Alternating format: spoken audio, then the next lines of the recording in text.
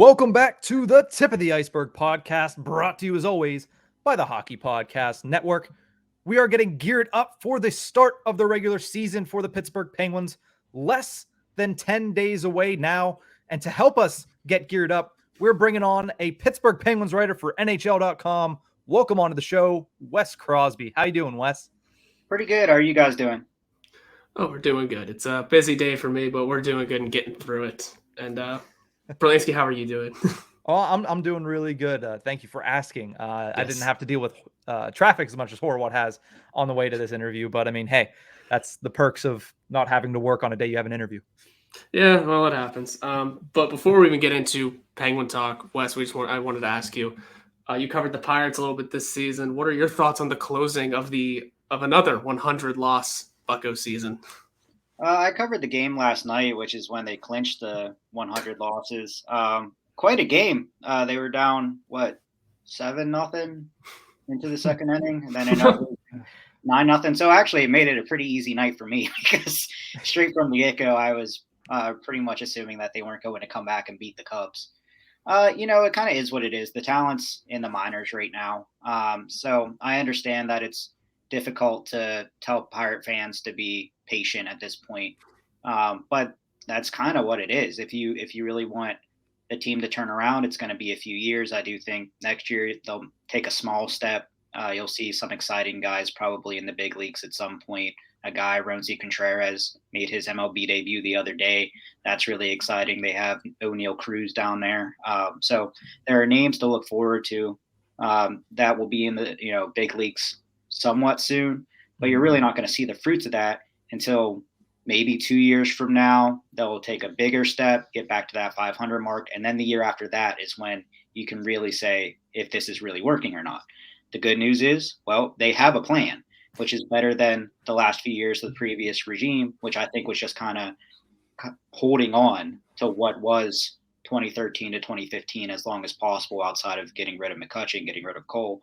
But they were, holding on to Starling Marte too long. Gregory Polanco was kind of just laboring along here. They kind of, should have moved on from that sooner. And then maybe it would be how the Clevelands are, the Minnesotas are, or whatever, that are other small market teams that have this cyclical process of being good guys. They can't hold on to certain big ticket guys that will go to the New Yorks or Bostons or LAs or whatever. And then they have this system in place to where, okay, they have somebody coming up behind them. The Pirates didn't have that. This new regime is building that now, which means that there's going to be a process that Pirate fans are just going to have to deal with watching this team lose 100 games this year, probably 90 something next year. That's just going to be how it is for a little bit. But there's hope in the future. I think along with many Pirate fans that wanted hope, watched a lot of Greensboro Grasshoppers games to see Peguero and Gonzalez this year. Mm-hmm. So there is hope, which is nice.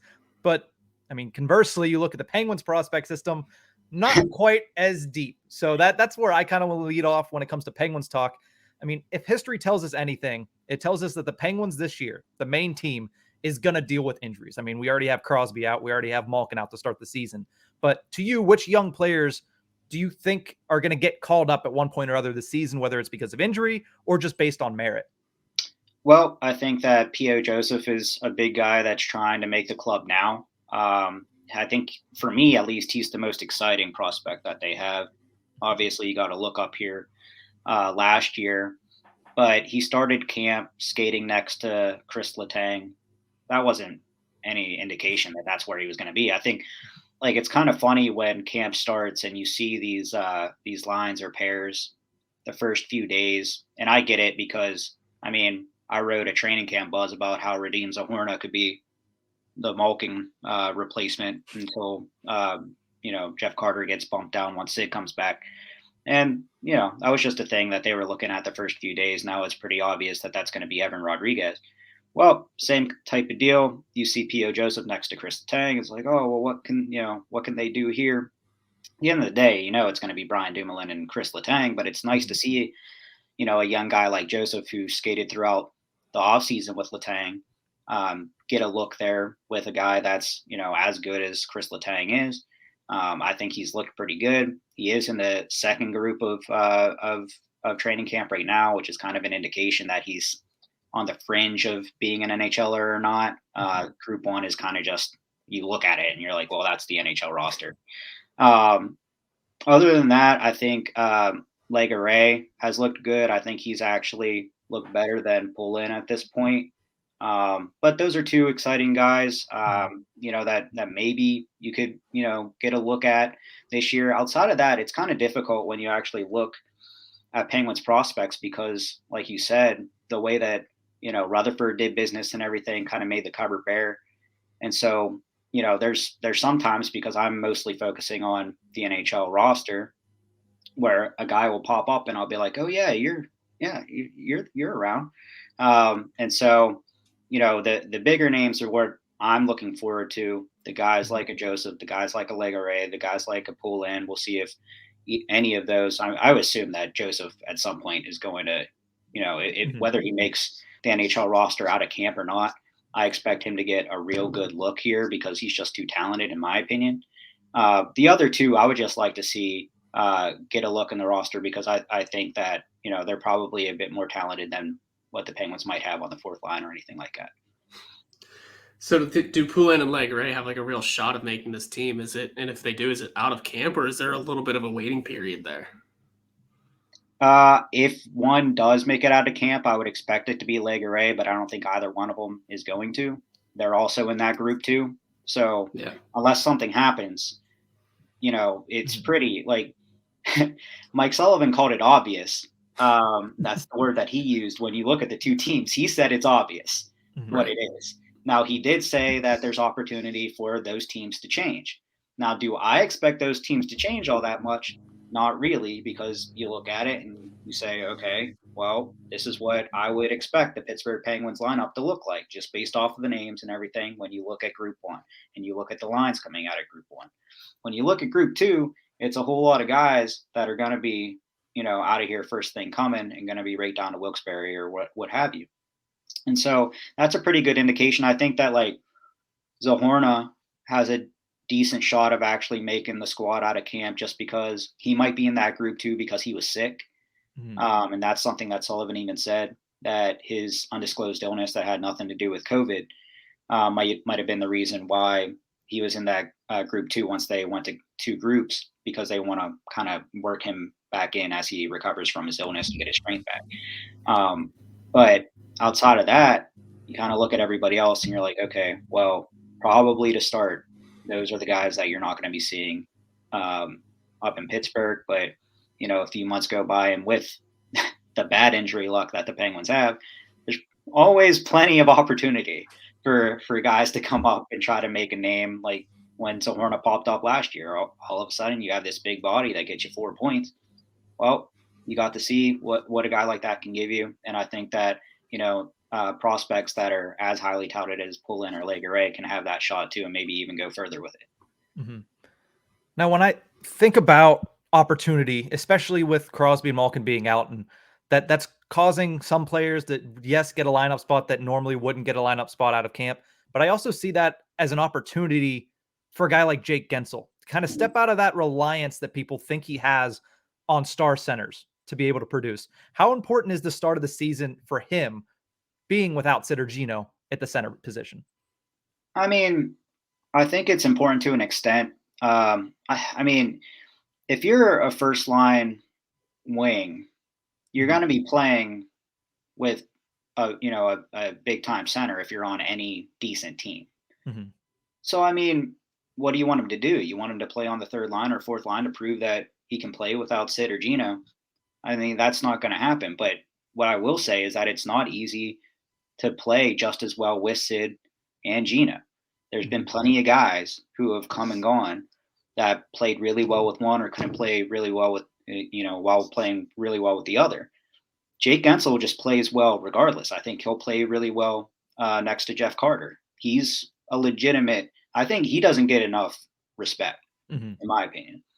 I know that he struggled in the playoffs last year. He tried to address that during the offseason by getting in the weight room, getting a bit stronger, adding a little bit of muscle. We'll see what that does. I think that's more something that you'll see later in the season, if that helps, or through a playoff series, because he doesn't want to get pushed around, a bit like how he got pushed around against New York. But regardless, I mean, I think he's going to produce. He's a scorer. That's what he is. I think it's proven by now. As long as he has a decent center, which Jeff Carter is a good center, he's going to score. Now, will he light it up the way that he does with a Crosby or Malkin? Probably not, but who would? I mean, those are, two of the best players in franchise history. And Sidney Crosby, in my opinion, really hasn't lost much of a step at all. Gino, you can see it coming a little bit. But still, when those guys are at the top of their game, they're two of the best players in the world still. And it helps their wings produce. So you're probably not going to see him come out, blazing the way that he would otherwise. But it's still a thing where I expect him to be one of the reasons why they have success, if they do have success, while they're kind of getting through this period. Plus, at the end of the day, I think Sid's supposed to miss about the first week of the regular season. I think that people lose sight of that. You look at Malkin and you say, okay, well, he's going to miss 2 months. Yeah, but Sid's skating now. He's skating on his own before practices. He's only using the one hand so that he doesn't really hamper his wrist or anything like that. But the time frame of recovery was 6 weeks, about 6 weeks from the date of surgery, which was September 8th. Well, that lines up to miss the first week of the season, which would be 4 games. So Jake Guentzel would be without Sidney Crosby for 4 games. So, I mean, if he, gets criticized for 4 games without Sid, then I don't really know what to tell anybody. Yeah. Yeah. And the fact that it's only going to be a week does kind of lighten the blow of a questionable start to the season. But I'm still going to ask, what does the team have to do differently in order to succeed without their 2 highest, their most productive players in the lineup to start the year? Yes, Sid will be back quick, but sometimes you still have to cover for it. What does the team have to do differently in order to succeed in those games? And who has to step up the most, do you think? Tristan Jarry. He needs to bounce back from what happened in the spring. And he's a funny guy because I really there are guys that'll say that not much gets to them. And you look at him and you say, I think you're lying. Tristan Jarry, for better or for worse, I honestly think that nothing gets to him. I think that he's not affected one way or the other. So the criticism, I don't think that it gets to him. If he gets praised, I don't think it gets to him. He's just a guy. He just goes out there, he does his job. And if he does it well, he does it well. If he does it poorly, he does it poorly. But at the end of the day, he's going to go home and probably feel the same way. That's just kind of how it is. And so that means that he's kind of coming back without this, big monkey that people are kind of assuming that he has on his back, at least personally, because I don't think he feels it that way. But still, if you're a fan or if you're someone like me that's analyzing, that's the guy that can't afford to, give up 4 goals or anything like that. And especially if they're easy, especially if there's, easy ones over the glove side that Matt Murray was always criticized for throughout his tenure here. And so that's the big one. Obviously, you're going to need somebody to step up and score some goals. And I think you would like to look at Jason Zucker as someone to, bounce back from a season that he described as awful when he first met with us. He said, I actually wrote something about him after he spoke. I wrote for the Hockey Writers. And I kind of looked at, well, was he really as bad as he said he was? And one thing that he said was he would be surprised if his shot total was even half of what it normally would be. And I can't remember the exact numbers, but I think it was something like he had 60 or so shots, something like that last year. And it was in 38 games or something like that. And so technically he's right, because his last 4 years in Minnesota, his normal shot total was around 190.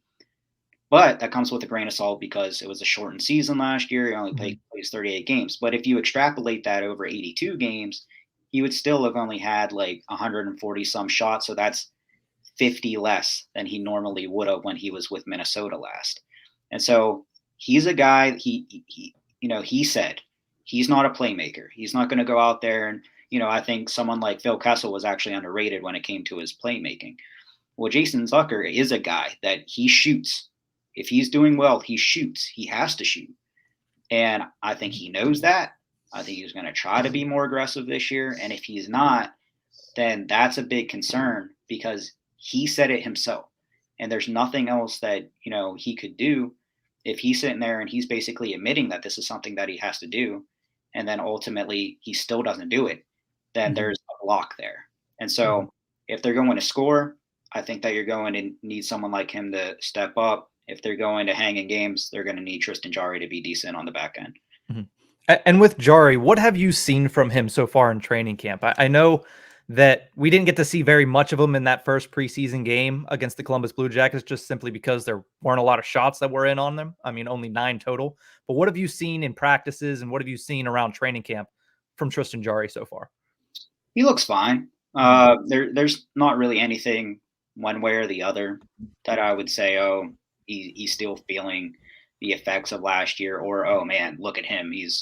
Practice is kind of practice. At a certain point, there have been a few scrimmages, and he's looked pretty good in those. The only one that I really remember is the first one, and it was him with DeSmith on the other end. And I think DeSmith, they each played a half. Like the scrimmages are broken up in halves, not periods. So it's 2 halves, and they're 20-minute halves. And DeSmith gave up 2 goals, I think, and Jarry didn't give up any. I don't really think that he was tested all that much or anything like that. It's kind of difficult when you're looking at these scrimmages and the teams are all broken up weird. And, there's no Sidney Crosby, there's no Evgeny Malkin, but even like the regular lines are all broken up between 3 different squads and the pairs are all broken up. So what I really would like to see is kind of, I think what we saw when the NHL was coming back from the pause the previous season and when they were kind of ramping up to face Montreal in the qualifiers, is that at that camp, when they had scrimmages, you would have the top 2 lines and the top pair, whatever, versus one goalie, and then the bottom 2 lines and the other pairs versus the backup. And so that top goalie was getting tested. So that was Matt Murray. It was kind of easy to tell like which guy they were going to go with to start the qualifiers because Murray was against Sidney Crosby, was against Evgeny Malkin, was against Chris Letang. You were like, oh, well, they're getting this guy ready. Didn't work out, but they're getting this guy ready. And I would really like to see how Tristan Jarry would perform against that, but we're not going to see that. So I'm not going to really have a great gauge on him until this season actually begins. Okay. Yeah. What overall, what are your expectations for the team as a whole throughout the entire season? I've been covering this team since 2013 in one way or the other. I started as an intern for the Penguins under Sam Casson and Michelle Crecchiolo. Well, I was still at Duquesne, about to graduate in 2013, and then I got this job with NHL.com coming straight out of that. And the one thing is that it seems like no matter what they do, they find a way to get into the playoffs. There have been times where I've come in a season and I've been doubtful or questioning if that would be a thing. I think this is one of those times, but just because there's a lot of question marks, I think Sidney Crosby will come back and he'll be fine. I don't really see him tailing off anytime soon. I think Chris Letang is still Chris Letang. I think Jake Guentzel and Brian Rust, they're going to be great. The big question mark is, well, one, until Malkin comes back, is Jeff Carter going to be the Jeff Carter that we saw at the end of last year? Because if he is, that's fine. But another question mark is, how long will Evgeny Malkin take to look like Evgeny Malkin once he comes back, or if he will ever look like Evgeny Malkin? I was incredibly impressed, besides the one game where he had like a mental breakdown. I was incredibly impressed with the way that Malkin played upon returning in the playoffs last year. That man played on one good leg and outperformed Sidney Crosby. Yeah. And so I've always said that when both of them are going at their very, very peak, I think that Malkin is more dominant than Crosby. Where they separate is that Sidney Crosby is maybe the most consistent player in all of hockey. There aren't these huge dips and then these huge highs. There are these incredible highs, but then even everything else he's given you is still really, really good. There are times where Malkin might need time to ramp up, or he's just not feeling it, or whatever. And I think that's more common now. And last year, I think he was really getting ready to break out before he got hurt. He was on that point streak. I think he had 12 points in 8 games or whatever. And then he gets hurt against Boston. And that's kind of a shame for him because I saw him kind of returning to form after a slow start to last year. Well, if he needs another month or two to ramp up, that might be a problem if he's returning in, like, say, mid-December or something like that. Those are important games that you might need him to show up for, especially if, who knows how they're going to perform right out the gate. And so that's the big question for me. If he is able to return and look 90% of Evgeny Malkin, I think that's good enough, maybe even 80. But if he doesn't look like, if he's Ben Roethlisberger, right? And I love the Steelers. This pains me. But if that's how it is, and I wouldn't be hating on the guy, just like I'm not hating on Ben Roethlisberger. At some point, everybody gets old. Except for Tom Brady. Except for Tom Brady. Yeah. And I don't know what that man did, but, except for him. I mean, Sid might be that, so who knows? Yeah. But the thing is that, everybody that's not those guys ends up getting old at some point. And that's sad, but it's the truth. But also give him every opportunity to prove that that's not the case yet. And so if he comes back, he's decent. The Penguins will be fine. I don't think that they're a cup contender or anything like that, at least the way that they look right now. But I think that they're at least good enough to compete in the Metro, just the way that, they competed last year in the East and all that type of stuff. Maybe even compete for a division title again. But at the end of the day, none of that stuff matters if they keep on getting ousted in the first round. So what I like to do at the beginning of the season, the second the puck drops on the first game of the season, I try to never look at cap friendly again until about trade deadline time. Yeah. But if you look at it right now, obviously for the Pittsburgh Penguins, the big thing is Chris Letang and Evgeny Malkin playing in contract years. Is there a sense at all to you that this could be the Pens version of The Last Dance? It's also Brian Rust is in his final year as well. Man, it's tough. So when we spoke with Ron Hextall the day that free agency opened, which I think was July 28th, he was asked if there had been any discussions on extending those guys, the 3 guys, so Rust included. And I think that's because when we spoke with him shortly after they were eliminated by the Islanders, he was basically asked that same thing. And he said that, well, they wouldn't really talk about that or think about that until free agency kind of came. And so we asked when free agency came. He said, well, maybe they would get to that in August. Okay.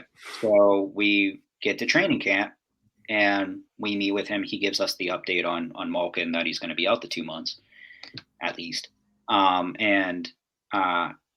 He's asked about this again, if there have been any talks, any progress made on possible extensions, and he says no. And so I kind of expected something to happen by now. It's kind of like the TJ, you could go back to Steelers, TJ Watt, like you just kind of expect that at some point it's going to happen.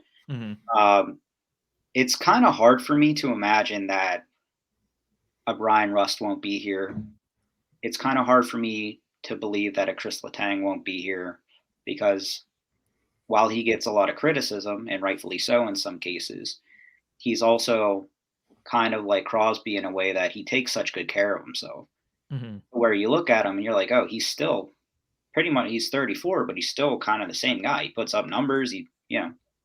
He might have a mental gaffe here and there, make a bad pass that he shouldn't make, or take a penalty that he shouldn't take, but he's still a super valuable offensive defenseman. But with Malkin, if he comes back and he is subpar and he still demands a big number, I could see this being his last year in Pittsburgh. Mhm. Or if he misses these 2 months and they're just fine without him, then it's going to be more difficult for him to come back, or his agent to come back and say, well, he's Evgeny Malkin, he deserves this. And if you're Ron Hextall or Brian Burke, you're saying, well, we could take that cap number and allocate it elsewhere. And I think that kind of going and to use the other Pittsburgh team again with the Pirates, like I said, sometimes you hold on to things too long. And I understand that it's Evgeny Malkin and he's such a huge part in the history of the organization.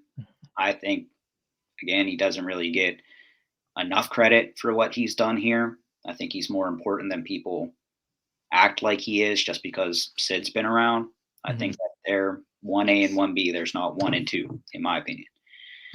But if you can take, that cap hit and make a better team around Sid and around Chris Letang moving forward to take advantage of whatever they have left until those guys hit the wall, I think that might be more advantageous. I think the sad thing is that Evgeny Malkin is 60 games away from reaching 1,000 in the NHL. Yeah. Well, I went and looked at the schedule. He would need to come back the first game of December against the Oilers in Edmonton and play every single game the rest of the way to reach 1,000 this year, which means that if he doesn't, that there's a very real possibility that he reaches 1,000 games, but it's not with the Penguins.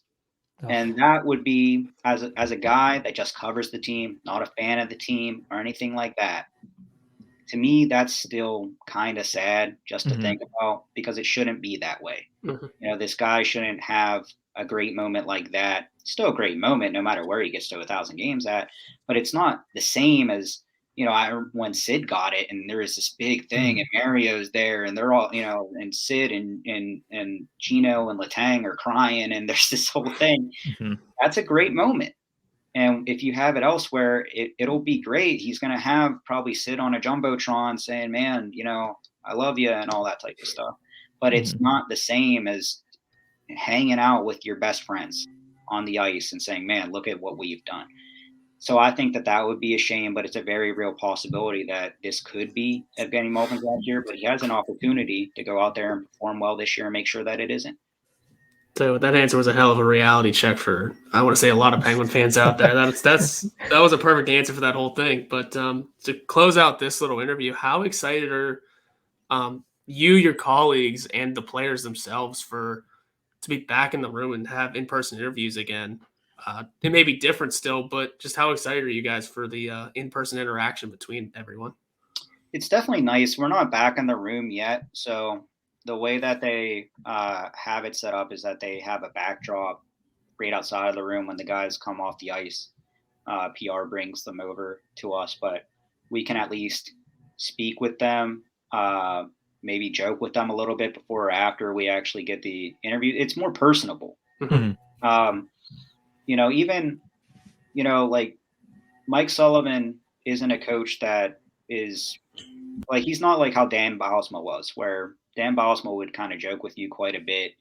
And there's a reason why, people would say he's a player's coach, because he just kind of had this more jovial side. I know that things have come out recently or whatever about the way that he is or whatever, but the way that he interacted with us was always jokey and everything. Sullivan all of a sudden is way more, now we'll see how it is during the season, but he's way more jokey than he was before. And that might have something to do with the fact that, it was weird last year. Everything was weird. Like, I could only imagine what it was like for those guys, because you're sitting there they're sitting in a room and we have our cameras off and they're just hearing these disembodied voices asking questions. And you don't really have an opportunity for a follow-up. If he says something and you're like, oh, I didn't think about that, you don't have the opportunity to just say, oh, well, what about this? Because, you raised your hand. Now it's time for someone else to speak and stuff like that. You can't go to them afterwards and say, hey, what did you mean by this? Or just, there's been times where I've talked to Sidney Crosby about football or whatever, and he'll just have a conversation like a regular person. There's not that opportunity there. And so it becomes way more formulaic and less authentic. And there's less opportunity to tell these really cool stories and put together features that I think that sometimes maybe readers don't really realize what goes into that. They think that, oh, well, we can just, do our work virtually and nothing changes, and that it doesn't affect the stuff that we write and ultimately what they read. But that's not the case. There's often times where maybe there's a misunderstanding and you're talking to a guy and they might get angry at you for asking a certain question or something you wrote or something like that. But when you're in person, you have the opportunity to clear that up and say, hey, no, that's not what I meant, or this is my side of things. And then maybe you, at the end of the day, still disagree, but you agree to disagree. Mm-hmm. But if you make someone mad and you're sitting there virtually, they're just staying mad. Like there's no opportunity for reconciliation. And so it's good because of that. I think it helps the reader more than anybody, because at the end of the day, I think that people misunderstand our job. I'm not a Penguin fan. I was when I was a kid, and I was, before getting this job, but at the end of the day, this is my job now. And I call it how it is, and I'm unbiased. And you're not these guys' friend either. And they understand that, but you do have some sort of relationship with them, talk with them and converse with them and be personable with them.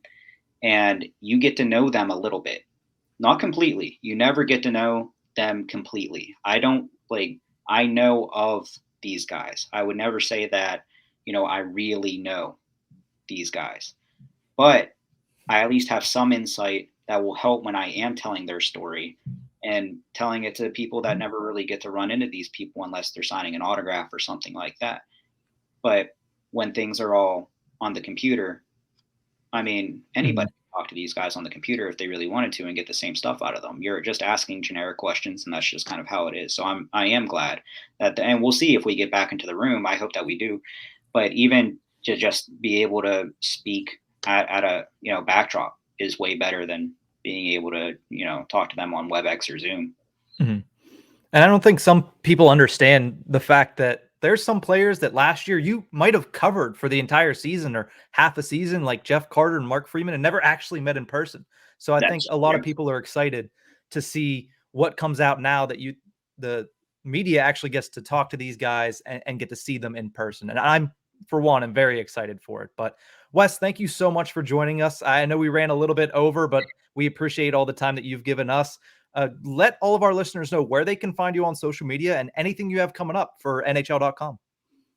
Okay. Yeah, you can find me on Twitter at other NHL Crosby. And as far as NHL.com, I'm just basically doing news bits and all that until the season gets started. There will be a Penguin season preview coming out. I don't know if it came out today. I probably should have checked. But it's coming out. It's coming out one of these days, and in there, it's just gonna tell you about like 3 keys to the season and a projected lineup and all that type of stuff. Outside of that, I will have in the hockey news. I'll have a profile of Chris Letang, and also a prospect profile of Drew O'Connor. Those will probably be late October or November-ish. But that's probably what I have on the docket for now. Awesome. Don't forget about the hockey writers, which is that Slack message that I believe we both just got from someone. So, thank you again for having us. Thank you again for coming on to our show. I have to bolt out of here in like 5 seconds, so I was just getting my thank yous in person here, and look for Wes's stuff on the hockey writers as well. Thanks, Wes. Have a good season. Good luck. All right. Thanks a lot, guys. Have a good one.